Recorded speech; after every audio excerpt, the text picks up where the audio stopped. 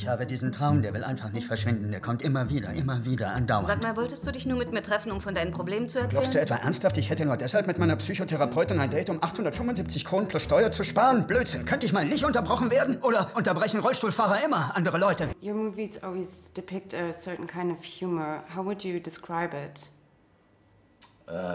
Dark. Das tut dir nicht weh. Da ist doch genug Platz. Das sind die vom Eierlegen gewohnt. So genau wollte ich das gar nicht wissen. Wir üben doch nur, bis wir irgendwelche Mädels kennenlernen. Den letzten Satz hättest du dir sparen können. Das ist ja widerlich. I think humor is very hard to describe. Yeah. Yeah, do you think it's particularly Danish, or do you think it's just for a particular type of person to understand? Well, I used to think that when I started out doing these short films, I thought that it was Danish, or at least connected with British humor. Die alten Leute hier auf der Insel, die nennen Evelio auch den Schwanz des Todes. Ja, der Humor ist ganz schön direkt auf der Insel. Actually, we laugh at the same things in the Western world, anyway. Yeah. It's a very. I don't think you can put like say it's Danish. Okay. It's it's also very individual. Hat uns gesehen. Was war das? Sicher bloß ein Kaninchen.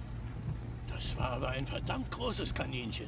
What did you think when you first read the script? What were you Well, I loved it. I'm one of his biggest fans. I think that the way of telling a big story like this, he's done it before, talking about God and Satan or life and death. Die Bibel wird weithin als Grundstein des westlichen Wertesystems angesehen, Franz. Es heißt, sie beinhaltet eine Reihe vereinfachter Richtlinien, wie unsere Zivilisation in der Praxis funktioniert. Naja, und ich wollte sie immer schon mal gern lesen. You can easily fall into the part of being very pretentious when you talk about big subjects like that.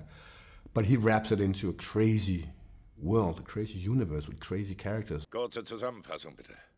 And then we can get away with saying something extremely beautiful and embracing. That combination, I think, is absolutely fantastic. Du kannst hier nicht einfach auftauchen und unsere Regeln umwerfen. Ja, das ist doch ein total albernes Buch, Gabriel.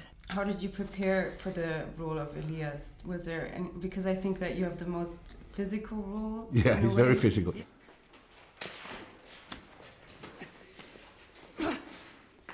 We sit down when we read the script. We all sit down. We do it one-on-one, and we do it all together. And we talk about our characters. We figure out something that goes against what we're doing here. Should we throw it out? Should we add more of this so it becomes more radical? So that is the first preparation. And then in this case, where they were so precise physically with their hair lips, and in my case, curly hair, something that comes very late in the process actually came very early. We had to see how it worked. And that was very inspiring. Then from there on, there was a lot of things that made sense, and the character kind of came together in a different way than we normally do. We do it the other way around. Right?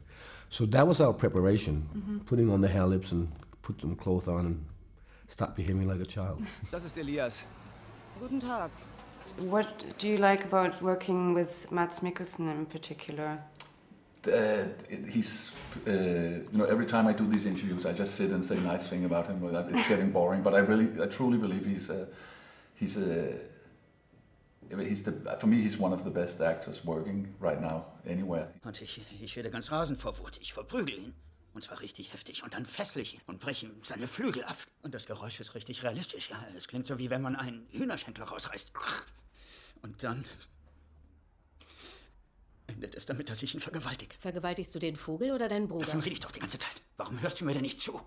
You have a brother in show business too, and could you relate to these issues that especially Gabriel and Elias had with each other?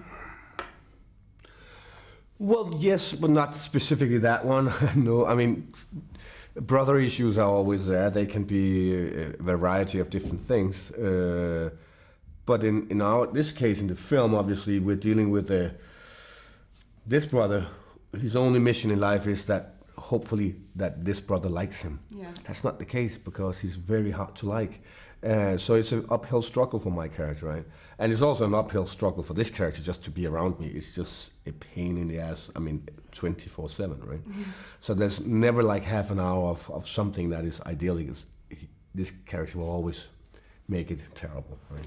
Yeah. So that is extreme. I don't hope there's a lot of brothers who has that relationship, but if that's the case, good luck.